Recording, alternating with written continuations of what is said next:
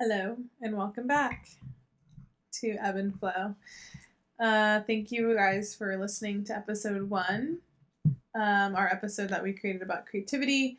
Episode 2 is going to be about fears and what fears look like to us and how we overcome them and the guides and the limitations that it kind of sets in our lives. So, yeah. Well, I'll go ahead and start by asking you, what are you scared of? No, what are you fearful of? Okay, well, I was scared of everything. A little side note, it was because my mother raised me. She was a wonderful woman, beautiful woman, but I was raised, um, and then she was very overprotective, so I wasn't trusted.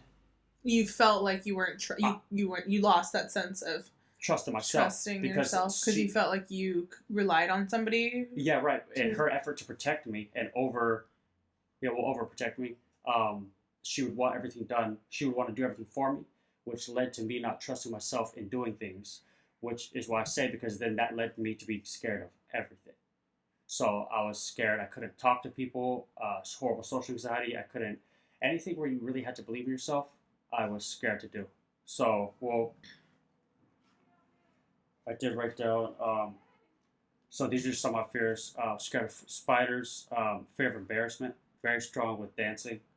I was scared of needles, scared of rejection, scared of people seeing me naked. I guess Self-image, self image, yeah. body image. There you go. Fear of pressure, like performing under pressure. Fear of trusting myself. Fear of death was the biggest one. Fear of heights. Fear of being myself. I think Fear. they all kind of intertwine, Oh, definitely. right? They all like integrate Definitely. in and out of one another because it all goes back to just you not trusting yourself and not trusting the process. The process. Scared of success. Scared to live free. Scared of leaving home. And scared of public speaking, among other things. So yeah, just scared to live, scared to be alive. It's but not funny. but so what is now? No, yeah. But so and then the biggest fear was probably death. I've had that since I was a little kid. It started very young. Is that still a current fear of yours? It's still current, but I've find the mind state to deal with it a lot better. Mm-hmm. Well, so side note or a quick backstory. When I was a little kid, growing up, so the first memories I've had were of being extremely scared of death at 5 years of age. Wow. So, and I can remember very vividly those fears. Very scared of death, and I had no concept of it. So it was really weird for a child to have that, which obviously makes me believe that I've been here before, right? Or my soul has. And then before that, my mom was telling me stories about even before I can remember how scared I was of death, crying fits, everything. So that's where it started, and I've been scared ever since. To this day, where I process it as, like you from something you said, where we're all, well, the idea is that we're all one consciousness, and when you die, you're just being returned back to that consciousness. Yeah. That's a lot more soothing and relaxing for me because obviously I don't. It's because we want to conceptualize it, and like that's my way of conceptualizing it and coming to terms with death. Because it's our mind. We want to control it all. We want to control. But I think that is a good. And we want to tell ourselves where we're going and all this, which we don't know. And the thing is, you just gotta look at it like before you were born. It was nothing. It's gonna be nothing. You don't know what. We don't know what where we are. Where you are, where you're going with that, yeah. We don't know what's going on right now in this moment. Well, what about you? So, what are your current fears right now in this moment, in this day and age? We'll talk about this after, but I faced all these fears, so none of them now. You're not scared of any of those fears? Not at all. Subconsciously, you don't dance with those little fears or... Yeah, but on my relationship with fear, I used to let fear control me, and now I not control fear, but I dance with her, I love her. So, I like that in this episode, now you're going to steal everything that I said to you. I'm not going to steal it. I just like some of the things you said. It fits so perfectly, so why not? So the things I'm scared of, I face head up, so I'm not, so the things I'm scared of are not a problem anymore. And they do come back a little bit. So obviously fear of trusting myself, some of those big ones. Scared of death, but like I said, I have a better outlook on it. And scared of commitment. Scared of commitment because I want all my options available at all times, which I gotta get over. and scared of, like, scared of being a slave. I don't want to. No, well, I don't think we should be working jobs, especially there's a lot of people out there, creative people that are stuck working horrible jobs. We have the we always have the choice though. There is a choice. I get what you're saying. But I'm scared of dying. That's why I'm trying to set myself up. There's not a choice. Well, I am setting myself up to be work free in the future. Yeah. Which a lot of people should do. I mean, you shouldn't be tied down to a job. You're like, well, I mean, that goes into another aspect, though. That goes into societal expectations, too, of the idea that you are working beings. Because a lot of people perceive life that way, that they are working beings. But I think that we just perceive it through a different lens in terms of us being creative beings, or just being. Well, right. Because some people think that's their all purpose. Right. Purpose. Yeah. So it goes back to purpose. Exactly. People there's also people, I'm not saying it's better or worse, but there's also people who are like, I got to change the world. And if I work at, you gotta have the contrasting. You gotta have the contrast of people, but yes, absolutely, and that's just not your outlook on life. It's to work, and I absolutely understand that. Yeah. So. Well, what about you? Thanks for sharing your fears. Oh, you're welcome. In my previous fears, if I can think back to, because I have terrible memory, I would say I had a fear. When I was younger, I remember I had a fear of losing people that I cared about. Like, that was hard for me to conceptualize, possibly, like, the death of somebody else. Not necessarily the death of myself, but the death of somebody else that was close to me. I can't remember the exact ages, but I want to say it was, like, I was definitely, like, under 10. I was pretty young. So, yeah, that was really scary. I would remember staying up, like, late at night. Like, I don't know why, but I have this vision in my head. Like, I was literally laying in bed with my mom, and, like, I just remember, like, I feel like I was crying next to her, like, in the bed, because I was thinking about, like, her passing away. Yeah, I remember that. And, like, just, like, everybody, and it was so hard to get myself out of that panic mode. And now I can obviously counter those thoughts, but death or losing people, shall I say, was really, really scary for me. And then regret. But not so much your own death. Not so much my own death. I was very curious about what happened, but I always went back to the saying of, like, well, everybody dies. So if everybody made it through, like, I can make it through death. Right. Like, it's not, they're going to die. Or, they died. I'm going to die. Like, want the strong rationalization as a little kid. Yeah. Well, I mean, I know. I mean, yeah. I mean, I guess I had to think that way. And then that's just kind of what got me out of the spirals, is, like, thinking, like, well, everybody dies. Like, they were a soul here one day, and in a second they were not there. So if they can do it, I can do it. And then also the idea that, I don't know where I was before I was born here onto this earth. I don't know where I was. I don't remember. I had no awareness of where I was. So that also brings me peace, because it's like, I was reading in the book yesterday. I wish I took so much more notes about it. Dang it. But basically talking about... Well, what book is this? It's The Path to Gods. Oh. The Path to Gods.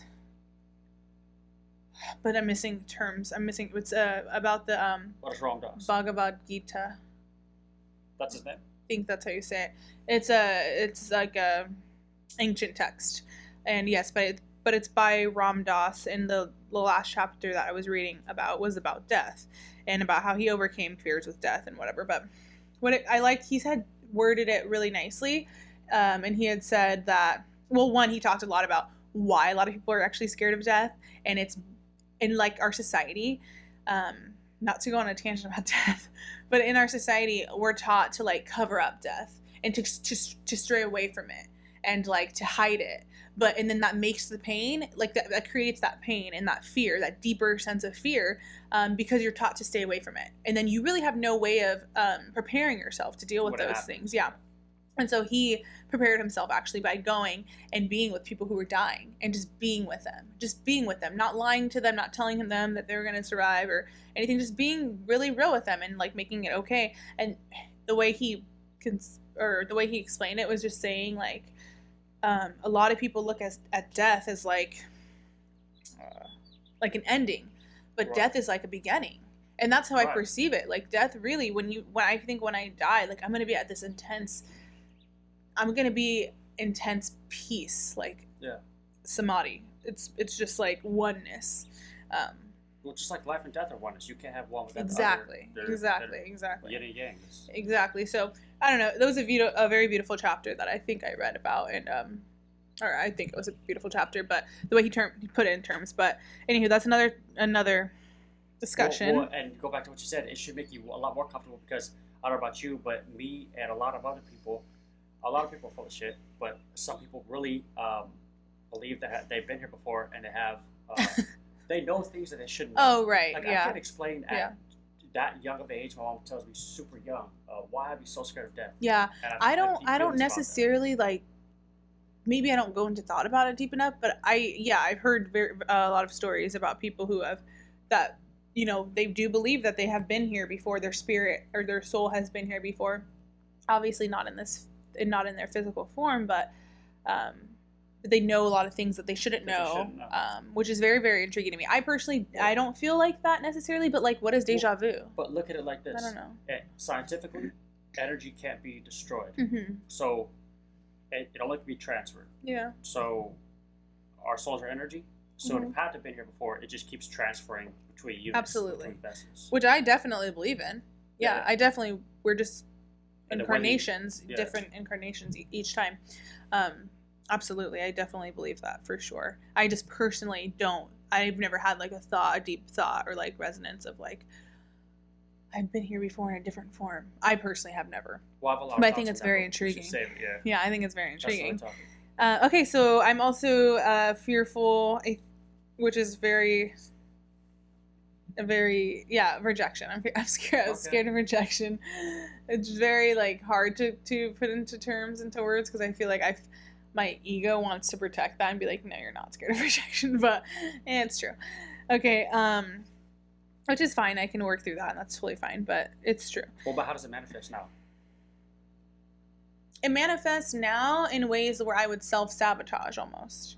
I would try to self-sabotage. You know what I mean? Does that make sense? Yeah, but give me an example. I don't need to give you an example. I mean, paint my picture. Okay, no.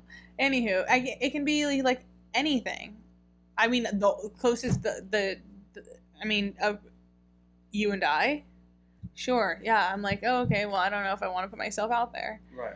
I don't know if I'll be received. I don't know. It's easier to reject somebody else before you're rejected. Or, yeah. You know what I mean? Yeah. Or through reject yourself through self. They can reject you. So just be like, this is gonna happen, so let me not let it happen. But that's the same thing as you rejecting them, right? Right. Because what I'm saying is like, this would be the most ideal example. Would be okay. I meet you, and I'm like, I don't know, maybe he's going to reject me, maybe he's not going to want this, so I'm just going to do everything to self-sabotage myself, or I'm going to make it so, like, he doesn't want me, you know what I mean? Yeah, like, I'm going to, pretty common too. I'm going to make it, like, I'm going to validate why he's rejecting this, you know what I mean? Like, it's like, wait, what? That's literally sabotaging yourself. And then, I was scared of being seen as well, and like living truly to myself, because I think that brings a lot of misunderstanding from people. And I think too, when you're in this world, in society, with being around other people, a lot of people want to be like people. It's really hard to try to be comfortable with being yourself because you're so misperceived.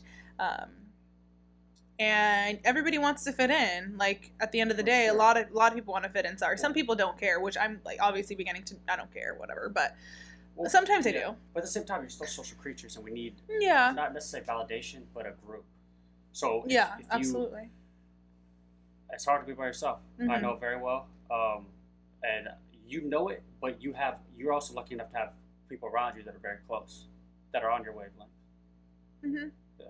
No, very, very small little group, but absolutely. Something. It's something, yes. Yeah. But the thing is... Which I love being by myself, though, I'm not going to lie. Right, but if you're on that transition, make sure you just be 100% yourself, and it's going to be cold alone for a while, or it could be that you find the right people. But once you're 100% yourself, then you're going to find people that are 100% like you, and you'll find that group. Once you're also, to add to that, once we are 100% ourselves, we are 100% okay with being alone without it being lonely. There's a difference between being alone and being lonely. Right. So just an additive, but noted. But that's the only way to bring people into your life that are on your wavelength. This should be 100% your wavelength. Yes, absolutely. If you're Because you like, attract what you are. Exactly. Because a lot of people are not changing, and they're hoping, well, why do these people in my life? Well, you're not that person. So you got to be that person, be alone, and then those people will come. There's steps to it. You can't just be like, I want that, but I'm not that. Yeah. Yeah, that's a good way to put it, for sure. Yeah. And this ties into, I guess, self-worth and scared of being seen, but I had a lot of fears around my work. When I had worked that corporate job and I was trying to develop, it was really hard to believe in my abilities to do it, and I was really just, it also was like, I was very nervous and fearful of speaking, like even speaking one-on-one with people. Like I had a pretty good amount of social anxiety. It was very uncomfortable to have conversations with people I wasn't really close to. Right. It was really hard to have conversations with people like that, and I know people might not even know that about me. I feel like a lot of people don't know that about me, but it's because. But I think it was because it was so. I used so many different defense mechanisms. Like I was sarcastic, so sarcastic, and which I am now. But like, there's a difference. Like I can be sarcastic, and like I can understand that it's not me. Trying to protect something, trying to protect like an awkward moment within an interaction or something like that. But I used a lot of sarcasm, I used a lot of sass and passiveness and things that were not in true alignment with who I am at the core. And I think that goes back to my fear of being seen and fear of trusting myself. Yeah, and that all manifested in like ways of like social anxiety and just being out of alignment and being very fearful. So yeah, I remember that was a really, really big fear of mine when I was trying to develop. I had to really like just challenge myself in so many ways. Like I remember reading a Brene Brown book, and it was very empowering, and it was really nice to learn about the ways that you can go about it in a professional manner, obviously, like just trying to have different conversations with people, like really challenging myself. But now what I know is that literally was just challenging my own thoughts and my own way of being, really is what I went back to. And yeah, those are my fear of mice. I have a slight fear, as you call it. What kind of fear do you call it? Irrational, but the more I think about it, it's not irrational. You were scared of spiders, so I didn't say it in this episode, but the last episode he was definitely just going for it. But we grow. You're a different person than you are from yesterday. I will admit that, right? Sure. Is that what you're saying? Is that what your subconscious is dying to say at me? But yeah. What? So, but yeah, you're gonna defend yourself about spiders, how they're different. But I just still believe that you have to face that. Well, sure, you believe it. That's your belief. Okay, so you're never gonna face it? Maybe when I feel like I'm not gonna forcefully do it. That can be traumatizing. If I force myself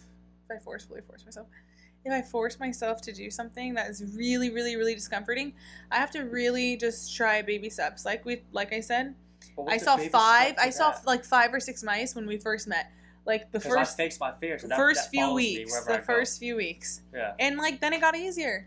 Right. It gets easier. Now you just gotta, pet one, find one. I was saying why I was scared. I am a little scared of them because they are so quick, they're so fast, and I had that, and I had the fear, and I told you why, and this is why it's more so validating in my opinion. But I had the fear from a young age because I lived in my childhood home. It was like behind a canyon, and during different seasons, mice would come into the garage and then therefore come into the house, and I would always be super, super fearful. And always on edge. I was always on edge. No, I'm fine. I was always on edge about it, and it just wasn't ideal. It wasn't ideal, and now it's trickling. It trickles into my adult life, and I'm working on it. So yeah, let's talk about your the ways that you face your fears. Okay, it's a long story. Are you ready? Okay, so the fears that I was scared of the world, scared to live, scared of everything you could imagine. I was scared.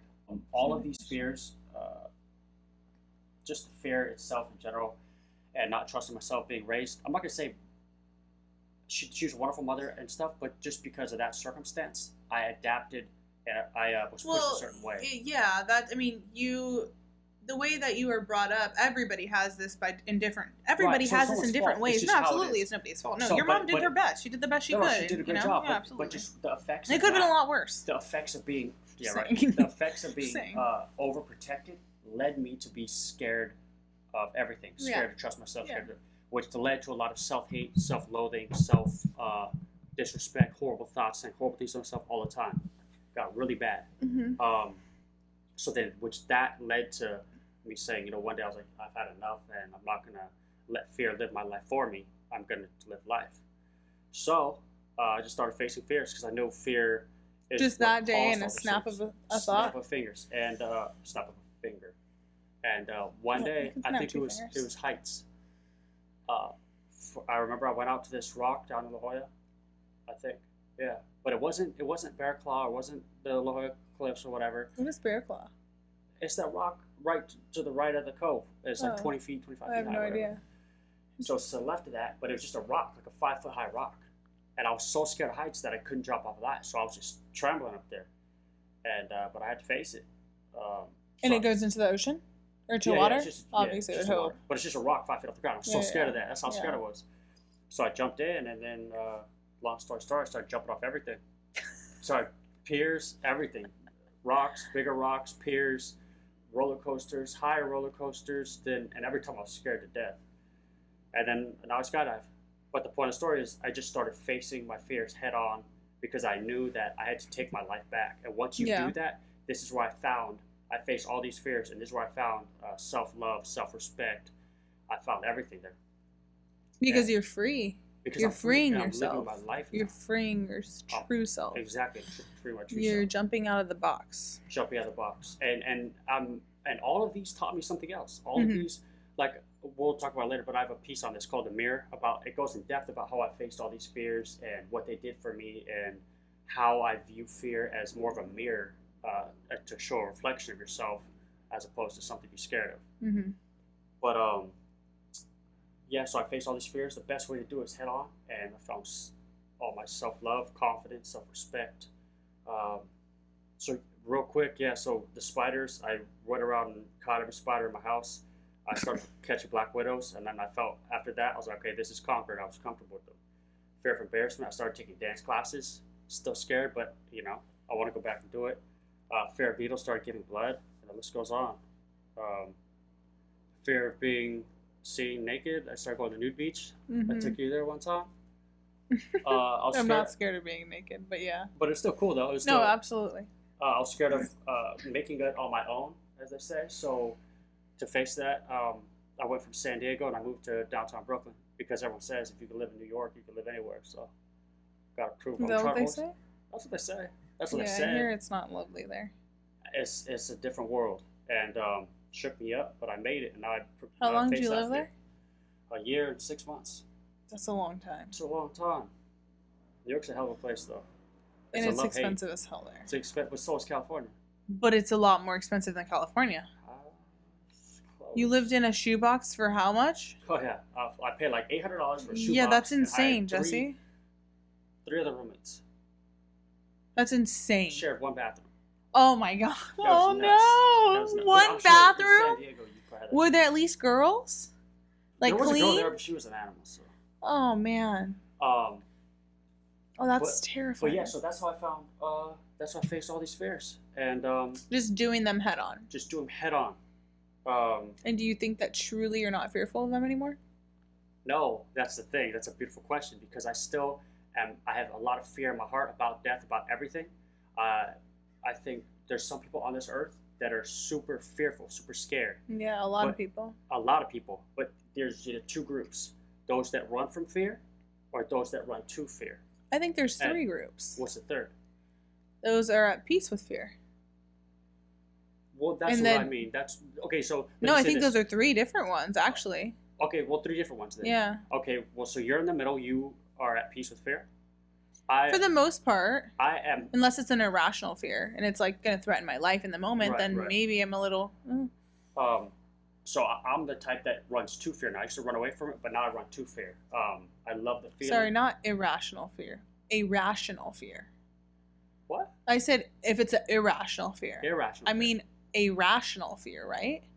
Yeah, rational. Yeah. I need a rational fear. Yeah, I know. You didn't get that. I didn't catch it. Yeah, well, you caught yourself. I know. Sorry to cut you off there. So rational fear. But yeah, so I still run to fear, and I'm becoming more at peace with it. But I still love to do things that make me scared because I know. Does that make you an adrenaline junkie, maybe? Oh hell yeah, and I like that. And there's a lot of people out there. Jeb Corliss, I think that's his last name. I don't know, Jeb. One of my favorite people in the world.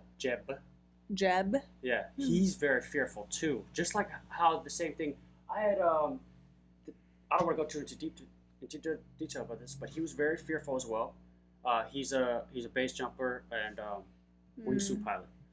And a what? Wingsuit pilot. Wingsuit pilot. So you have a synthetic suit that has air flaps between your arms and legs. So you jump and you fall and you glide down. You glide, and I guess you can glide 3 feet for every foot you fall. Maybe, I think that's the ratio. And so you can glide through. I'll show you some videos. It's amazing. How high do you glide? Oh, as high as you. No, well, you jump from as high as you want, but 13. We skydive before 13,000, so.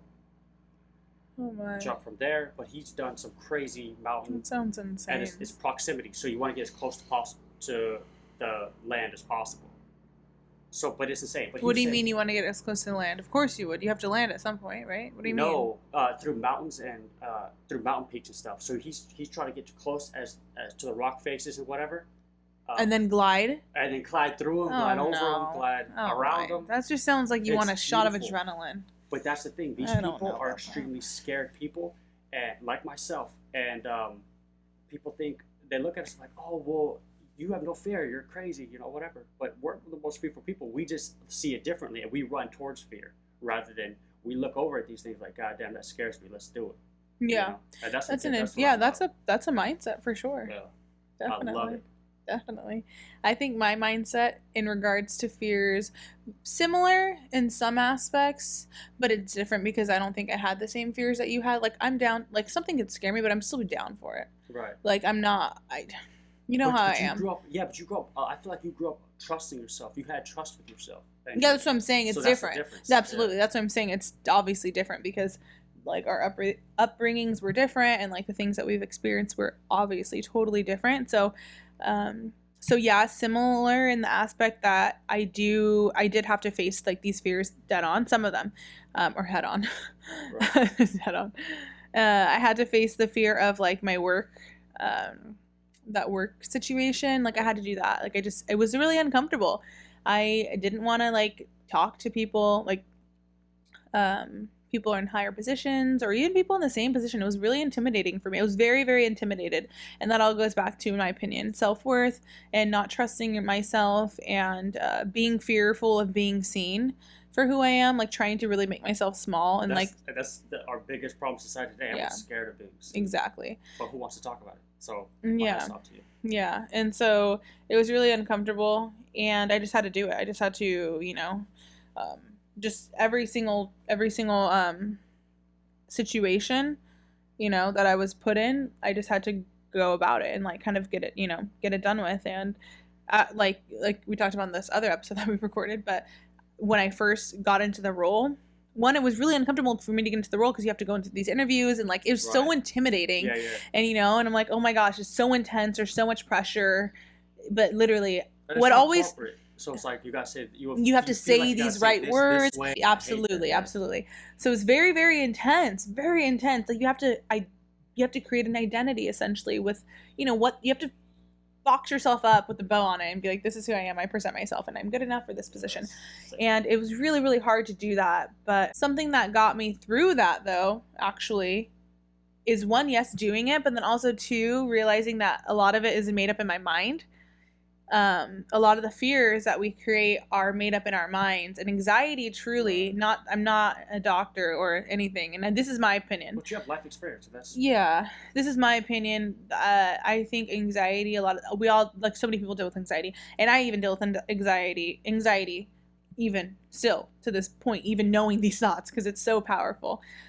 Anxiety, that is so powerful and can take over us at any moment. But just understanding what it is, and a lot of the times it's our thoughts working against us. Right. And anxiety, it triggers this. So anxiety a lot of the times is triggered by just a thought, right? Your thoughts can tell your body that you're in, it gives off the fight or flight, right? So that really tells your body that you're being attacked by a bear, basically. When you're being attacked by a bear, you're going to go into the same, your nervous system is going to go into the same exact response it is when you have a really, really bad thought or like a limiting belief. Yeah. Well, that it's literally insane. Yeah. So when I realized that, I was able to put it into perspective in terms of like, this is just another human being that I'm experiencing, that I'm talking to.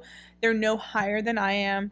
They're no different than I am. So that really helped me trying to. And also, go ahead. Sorry. No. What is it? Well, what they say and what you say, which is correct but extremely annoying, is in this moment nothing is wrong.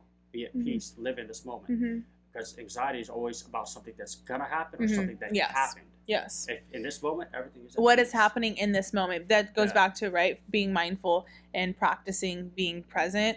Which is the hardest thing. Which is very hard, yes. But when you're present, a lot of what you're saying is like a lot of the times anxiety is triggered by your thoughts, right? So it's something that we're perceiving that was from a past experience and or a future experience. We can't control the past. We can't control or predict the future. So you can only live in this moment because this moment is literally all we have and it's the truth. So understanding that. And your mind loves trying to predict everything. Oh, absolutely. Our minds love that. Oh, we want to know everything. Yeah, as humans, we want to know everything. If we don't have an answer, we make up an answer. We make up an answer based off of a past experience and a future. Yeah.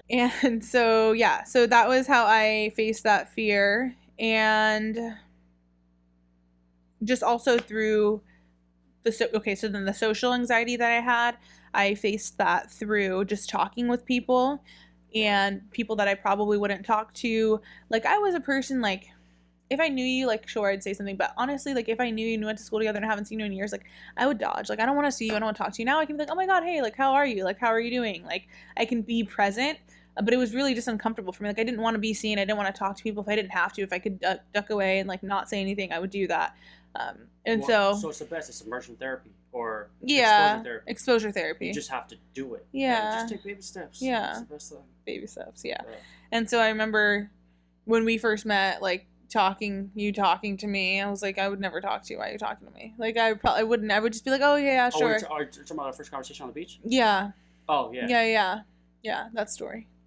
Yeah. Well, we could say that story for another time. But when we first talked, why? It was a good conversation. Why not? We have nothing but time, Jesse. Why are you in a rush? It was a good conversation. Why are you in a rush? I can feel you in a rush. I can feel your energy. Your energy's rushing me.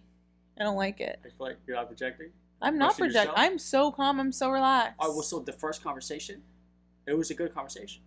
Yeah, it was good. But I'm just saying I would have never entertained it. I would have never entertained it. I would have just been like, okay, yeah, huh. It was easier for me to be like, oh, okay, yeah, huh. Well, have a good day, and, like, end it, you know? Right. But that time I was like, oh, okay. Like, I was really I remember, like, I was so much alone with myself that I would have so much reflection time and introspection and, like, just conversating with, like, just, you know, being one with myself. So I remember, like, you know, why don't I challenge myself? If I'm so socially anxious, like, why don't I challenge myself by just having conversations with people?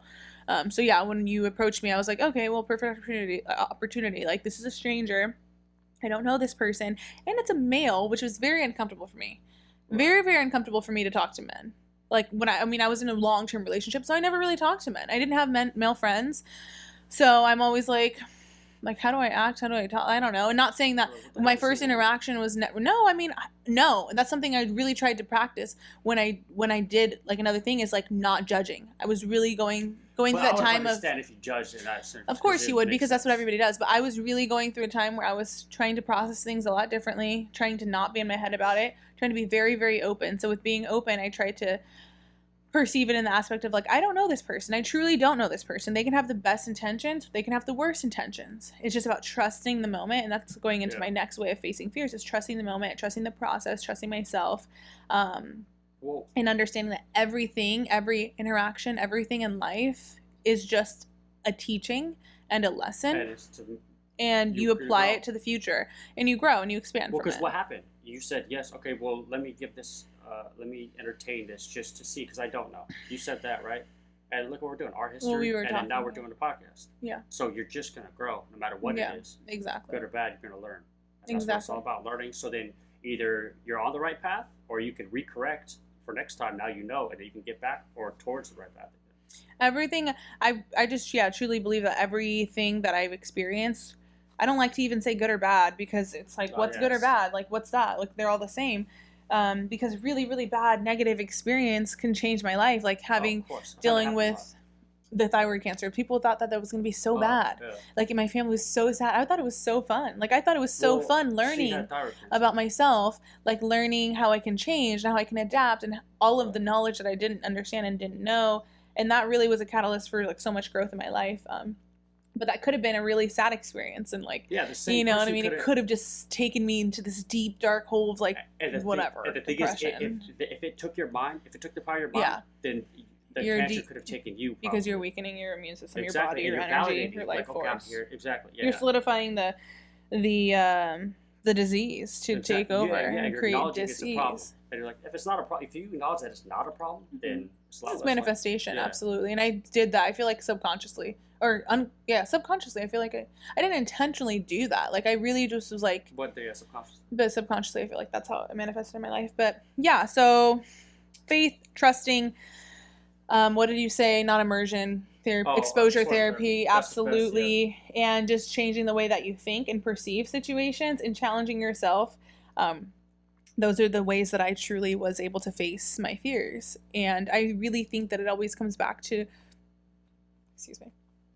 I think it always comes back to, I think a lot of fears are rooted in our limiting beliefs around ourselves and our potential. And when you start to believe that you have all potentials, that it really eliminates a lot of those fears, I think. Yeah, of course. But it's just easier to be scared and not change, to be in a simple living state. Yeah. To be like, I do this, and this. I'm scared of this, and that.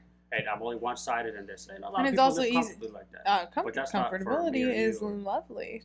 To people, comfortability is great, but what you have to be able to be uncomfortable to expand and to grow in your life. Absolutely, being uncomfortable is the key to, like we talked about, creativity is the key to life. That's how you grow. And also, I learned that people are scared of the worst possible outcome when something, you go to the worst possible outcome. So like in the fear of heights. So when I was doing the roller coasters, I was scared of death. So I started telling myself, okay, well, I'm gonna ride this, I'm gonna die. It's gonna come off the rails, and I'm gonna die. And yeah, it sounds insane, right? But I'm like, all right, and then they just calm me down, because once I'm at one with the worst possible scenario, for some reason, it made me calm.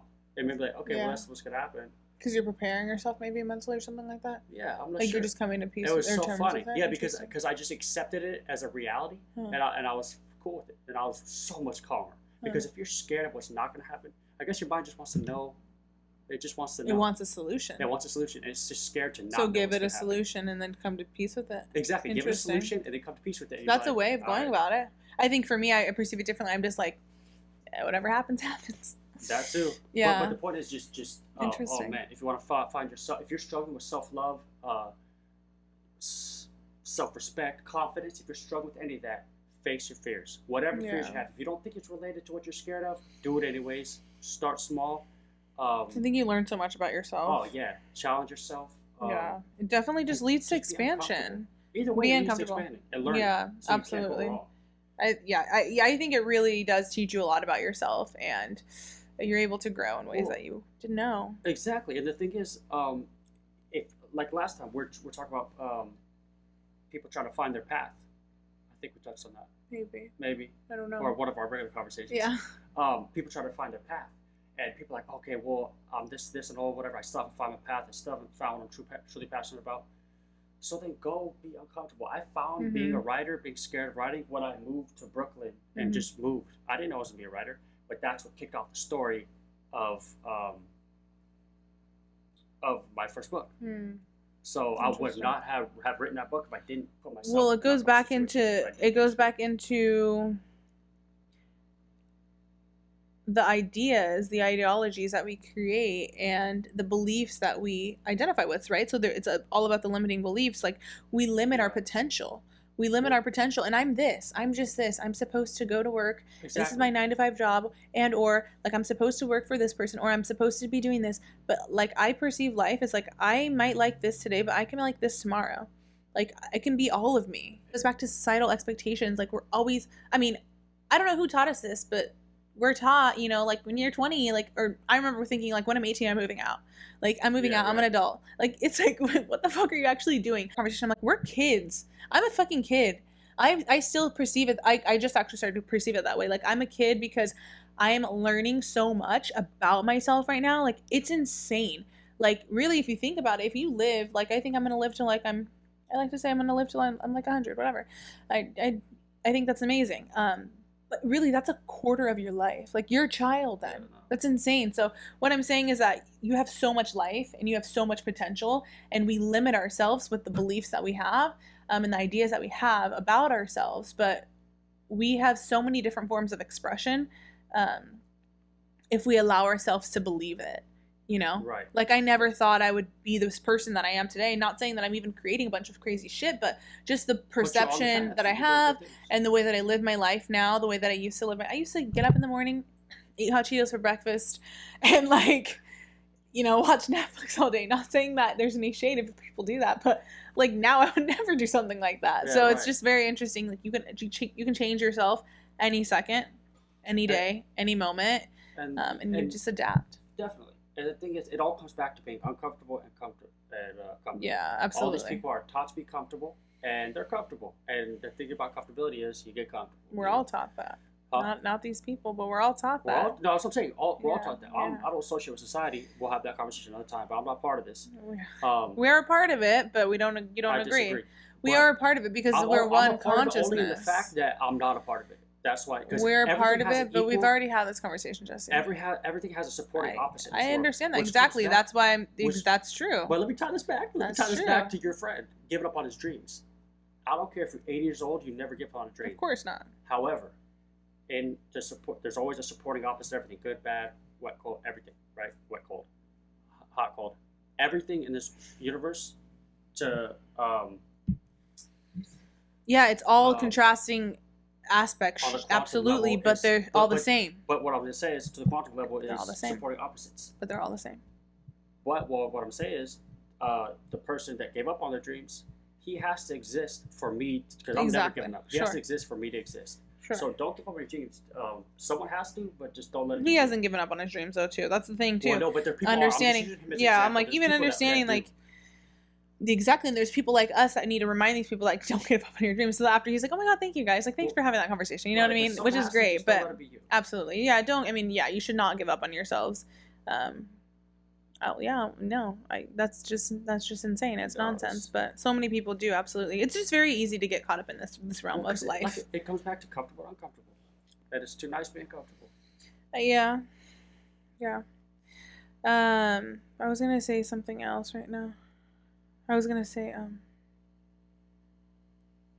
yeah, it didn't actually make sense. Never mind. Just say it. No, I was gonna say about to counter what you were saying, like just viewing everything. You said that you're separate from society, which sure, that's your belief, but I'm like, no, like I mean, like we're all like I like to perceive, like I've told you before, like I like to perceive everybody as like it's like a mirror, like I'm just looking at a different version of myself, and when I can look at somebody else who's frustrating me, and I'm not perfect, there's times where I'll be pissed, sure, somebody can piss me off. I don't rage out like I used to. I used to get really bad road rage, so I really challenge myself to not rage out on the road anymore, or just really understanding my reactions a lot more, because I realize I'm giving away all of my energy and my power, and I did that through understanding that we are one consciousness. So this form of consciousness, and it is expressing themselves in a really interesting way, you know, whatever that is. We don't have to label it good, bad.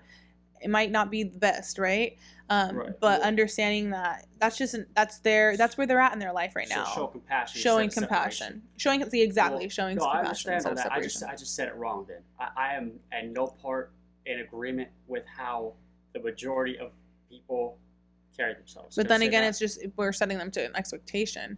I get what you're saying. You can pick everything. You can pick apart everything. But what I'm saying is, at this point, like it doesn't. I get it. Yeah, I agree. I can see all aspects. I get it. I agree. I mean, I do. Yeah, I understand that. You know what I'm trying to say, at least. I know what you're saying. Absolutely. I'm just saying how I counter those thoughts myself personally. You know, because it's easy to have those thoughts, and then you go into the spiral of reaction and triggers and hate and anger. And you're giving your power away, and then it's like, okay, you're only depleting yourself. Like, okay.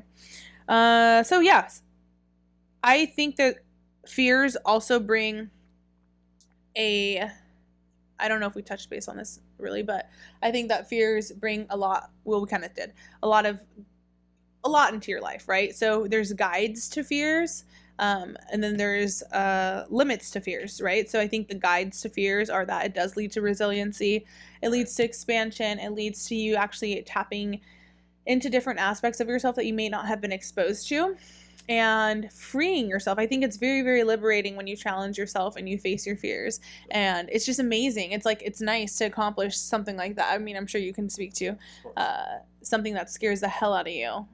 That's where we get the self-love and stuff. And you know what's funny about fears? I just had this random thought. Remember when we were in Costa Rica and like we did that, like the Tarzan swing? Oh yeah.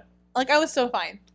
You know, it's so fine. And like right when we get to the top, I'm like, you were so chill. I'm so scared. Yeah, you were chill. I was so surprised. chill. I thought you would be scared, but it just doesn't. You up. I don't know why. I just don't, because I think that I've gotten to the point where I don't let my mind go there. I don't let my mind until I'm there, and then I'm like, oh, okay, fuck. I'm like, oh shit. And I'm like, I was really fucking scared up there. Of course. Oh, absolutely. I was like, I want to do it again. Yeah. It was intensely scary. It was so scary. But it was beautiful. Yes, at the end, it was definitely beautiful, and I knew that it would be, you know what I mean? Like I knew that it would be, but it's still, that's just still how my mind works. Well, yeah, a lot of people, and then they just have their thoughts of how beautiful it's going to be are overridden by their fear. Yeah. But you didn't let it override. Yeah. So I acknowledge the fear, but I can acknowledge it all. I think that's make sure you acknowledge the fear. The fear is supposed to be absolutely involved with it. Yeah. But just you're given fear, and you can either use it to grow, or you can use it to evolve or devolve. I think yes. You want to do. I think I'm able to acknowledge it all. Like, and that's it's interesting, and it's beautiful. Actually, it's really amazing that I can perceive it that way, because yeah, I can acknowledge it all. I can be here and I can be super freaking scared, and then I can also be like, this is super amazing. Like, this is a beautiful place to be. Beautiful place, jungle. There's monkeys there. Yeah, right above us. That was really awesome.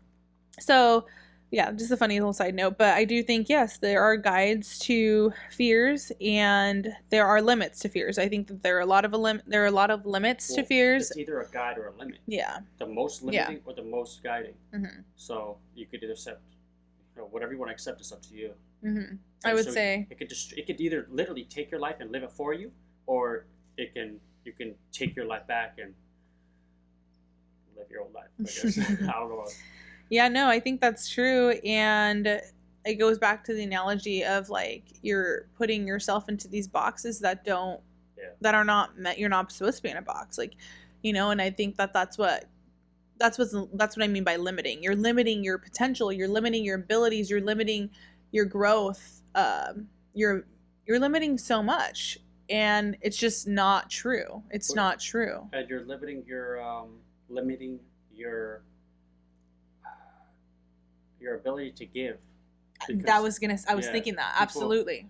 How many people are scared to do a podcast? How many people are scared to write a book? How many people are scared to... I was scared to do this. Put themselves out there. Yeah. But we need that in the world right now. We need people helping. You were scared to do this. I'm scared. I know I'm scared. You're like, I'm just a guest. Because I run to fear. But you're here every time. I don't listen. It doesn't matter what we call it. It matters that I'm here. Right? You don't like the labels, yeah. Yeah, I'm scared of commitment. Yeah. Yes, he's scared of commitment. But I'm honest about all of it. That's all that matters. But yeah, absolutely. This was very, very scary for me to do. And I'll say, after doing it, a few times, did it with Emery and creating that pod. Scared, yeah. I was very scared. I couldn't even watch the video. Yeah. I couldn't even watch the video. I couldn't watch the video back, which is very interesting. Yeah. You wanted to watch it with me. I'm like, no, I have to watch it alone. Cover my eyes, cover the screen. Yeah. Oh, so awkward. But now, I mean, look at you now. Yeah, and that was just like a few months ago or a month or so ago, and it's just that's just what life is about. You just have to do those things. You just have to build the resiliency, and then you got to get yourself there. So I definitely say that there are a lot of limits and or fears. I'm sorry, a lot of limits and or guides depending on how you're looking at it and perceiving it. And another thing that I tapped into in the last episode, one that we lost, was tying this little aspect, but this little piece that I like to tie in. Understanding your intuition versus understanding your insecurities, because I think that leads to fears as well, in a sense.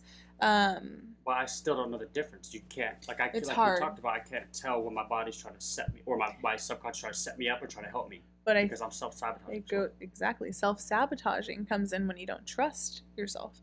You don't have how the do faith. I know? How can I trust? You have to have the faith. You gotta have to have the faith that it's right and he's not trying to set you up. Faith. I think that I have faith in so many things now. I used to not. I used to be so hopeless or whatever. Yeah. But I think having faith and really just surrendering and trusting the process and myself has really been transformative. And I would say that goes back to viewing everything as truly a lesson. Because I think that the fear comes in when you're scared to make a wrong choice. When you're scared to make a wrong choice. When you realize there is no wrong choice, that it's going to make you or help you grow either way, then you relax and trust yourself. And then once you trust yourself that you are making the right decision, then more right decisions will come. Exactly. You know? More faith building will come. More faith building. More surrendering. More trust. It's a circle, then more faith, more right reactions, more faith, more right reactions. Mm-hmm. But see, that's my problem. I don't trust once or whatever, and then say something bad happens. Like, oh, we'll see. And then it reconfirms that loop. So don't get in that loop. Don't get in that You're loop. Very aware. It's funny that you're so aware about it. And you're like, I'm conscious of who's trying to set me up. You're trying to set your damn self up, sir. That's why I don't trust myself. Oh my god! This is one of the. I don't trust myself fully, and this is what I need to face. How are you gonna face that? How are you facing that right now? I'm curious. How are you facing that fear of not trusting yourself currently right now? What are you doing for yourself to support yourself? And I'm more taking everything as a lesson. I'm trying to view everything more as a lesson rather than something being against you. Because I'm always trying to control everything, as you know. Yeah, exactly. So I'm trying to release more trust and have faith in the universe that it's going to work out. It's still there, but it's definitely lessening and going away. I'm definitely trusting myself more because I put way too much pressure on the right outcome. You know, I'm trying to be perfectionist and everything. I'm trying to control everything, and then that's my downfall because I can't control it. Because control is not faith. It's not faith. The opposite. It's the opposite. It's exactly. Yeah. I think everything integrates into everything. It's really funny. I don't know if that makes sense, but I think everything ties into everything. So I've learned a lot of modalities and ways to just overcome my limiting thoughts and beliefs. And like that grows your faith, right? Yeah. When you're able to release the limiting beliefs and you're able to have more faith. So I think that which comes back to challenging everything, but yeah. Yeah. I challenge everything. Well, I'm sorry, I didn't mean to go ahead. No. That's a conversation. I think I challenge all of my thoughts, all my ways of being, which is a very hard thing to do because when you're challenging your thoughts, it's like, well, what is right? What's wrong? Is this right or is that wrong? Exactly. So that's kind of what I mean by when I say trusting your intuition versus insecurities. Like when I mean insecurities, I mean like when you're in that predicament of like challenging your thoughts and the way that you're perceiving things and all that stuff. The insecurities, what I'm talking about are like the lies that you're telling yourself, the false truths that you've created, the falsities, and the limiting beliefs. Exactly. You have to know yourself. So spending a lot of time alone. I spent a lot of time alone. I spent a lot of time in meditation, a lot of time doing yoga, and that really just helped me connect to myself. And eliminate. It's so important to eliminate all of the external and external stimulants. Exactly. So what's the takeaway from here? That's from this point is first at the base, get to know yourself first. Yes, absolutely. Is finding yourself, and then so you know what because it's like, is this even a fear of mine? I think we talked about this in the last episode. Like some fears that you know some people do have are fears that they've adopted from other people. The biggest thing that's helped me overcome my fears is changing the way I think about things, changing my perspective, understanding what an immediate threat is and what is not an immediate threat. Because my biggest fears were triggered from anxiety. Your fears were triggered from your upbringing. So obviously totally different experiences. I guess from untrust. Yeah. From your upbringing, if that's what it cultivated for you, if that's what how it manifests is what you're saying, how it manifested in your reality, in your adult life. So it's totally different, two different perspectives on it, and I just think that. Well, What? Sorry, go ahead. So now you think that what? Nothing. Go ahead. I didn't mean to. I know. Go ahead. It was accidental. Go ahead. But I was gonna say, so the key is to face your fears head on. Start small, and challenge your thoughts and face your thoughts. And get to know yourself. Get to know yourself and know if it's a real thought or if it's an insecurity. If it's like a false thought that you've created, an insecurity, your ego. Know that. And then you'll find yourself. You'll find your path. You'll find self-love, confidence, everything. Absolutely. Be uncomfortable. Yeah. So you gotta. This is a little side note, but I start my day every day being uncomfortable. Yeah. I take a cold shower every day. Part of my morning routine. Is that still uncomfortable for you though? Because I'm just curious. Yeah. Because I'm just curious. I think that. Well, the beginning is. I don't know. That can create a lot of. I don't know. I don't know if I agree entirely 100% with that. That's one perspective. With what? But about that's an extremist perspective. What in a sense, like doing. You're like I start my day with. Can that? My question is, can that not evoke emotions of anger because it's unhappy? So does that not evoke unhappiness? Because I do it. It's why I do it. I do it. I think it was David Goggins that was like, start your day with something uncomfortable. Yeah. You got to start your day with something uncomfortable because later in the day you're more likely to be out of your comfort zone. Mm-hmm. So if you start your day comfort, I'm gonna sleep in, I'm gonna take a hot shower, I'm gonna do this, whatever you're comfortable with, then you're less likely to be uncomfortable. So you have an uncomfortable decision later. Hey, do you want to go do something that you wouldn't usually do? Now let me stay comfortable. If you start uncomfortable, then you're more likely to be like, you know what, let me go try something else uncomfortable. That's my perspective, and it's helped me a lot since. And the cold shower, you do get used to it, and I just do it because it puts me in the best mental state. It's honestly really great. Oh, it's amazing. Helps with my Absolutely. Depression, helps. And it's my substitute for coffee. I don't do stimulants, so in the morning I just get smacked by the cold water. It medically, I believe the cold water activates your vagus nerve, which then I want to say like it's something to do with your energy. Well, yeah, absolutely. I feel good. I feel great. But yeah, I learned about that with Wim Hof and his ice baths and whatnot. Yeah. I mean, why do athletes do ice baths? They probably onto something. Or whatever, it's definitely, an aspect of it. I would imagine it's relaxation, recovery. It's very, very good for your immune system. Oh, yeah. Your mental health. And also, it makes you become present. Makes you present. In the moment, because when you're submerged in cold water therapy, you are focusing on your breath. And right? Your body. In this moment. So I like that for sure. But yeah, the point is make sure every morning do something uncomfortable because later in the day you're more likely to be doing uncomfortable things rather than just being comfortable your whole life. That makes sense. Sure. Yeah. But we're getting sidetracked a lot. So. You keep rambling. I'm not talking. You're talking. My bad. Fair. I'm not scared of anything anymore. Okay, so that's how you face it. Oh, I mean, I'm of course, sure, I'm scared, but I face them, yeah. So it is what it is, And anyone can get to this point. Yeah, well, I'm not scared. I'm scared of the world still, but. Oh, I was scared of the ocean. Remember? Oh yeah. Oh yeah, I forgot about that. I forgot about that. I mean, yeah, I was scared of the ocean when we first met. Yeah. Yeah, I remember that. Remember, we went in the ocean, and then, or you kept asking me why don't I go in there? Yeah, you get into your knees. It's like, okay. Yeah, I remember I was pretty nervous, and then but what I learned, like what I'm saying through exposure therapy, as we were calling it, is that in those moments when you're in that moment, right? So when I was in the ocean water, you can have two thoughts. You can be present. Sorry, you can have a few thoughts. Yeah, you can be present, or I can think about what's going to happen to me. Or I can think about in the past, but I mean, I never thought about something that happened in the past in the ocean because I didn't have a bad experience in the ocean before. What some people have. But some people have, yeah. So I feel like you can have 3 different thoughts, and I remember in that moment, like I would have bad thoughts. Like I'd be like, oh my god, something's gonna come and bite me. A shark's gonna come and eat me. Right. It's like all of these insanely dramatic thoughts, and then I would just counter it with, no, I'm fine. In this moment, I'm fine. In this moment, I'm fine. In this moment, I'm enjoying that. This water feels really good. The sun feels amazing. I'm swimming. Like, really being present helped a lot. But choosing the thoughts you want to focus on. Give your attention to. And then also, you challenged me a lot to be uncomfortable. I was also just going through that aspect in my life where I was realizing that I was reading a lot of books about that. Being comfortable with becoming comfortable with being uncomfortable and what that does for your life, and then just habit changing and present moment mindfulness. So like all of these things, and then when we met, I think I was like, oh wow, yeah, this guy's just an extremist. So it was kind of like, oh, okay, like I'll just try these things, whatever. And hopefully it's worked out nicely.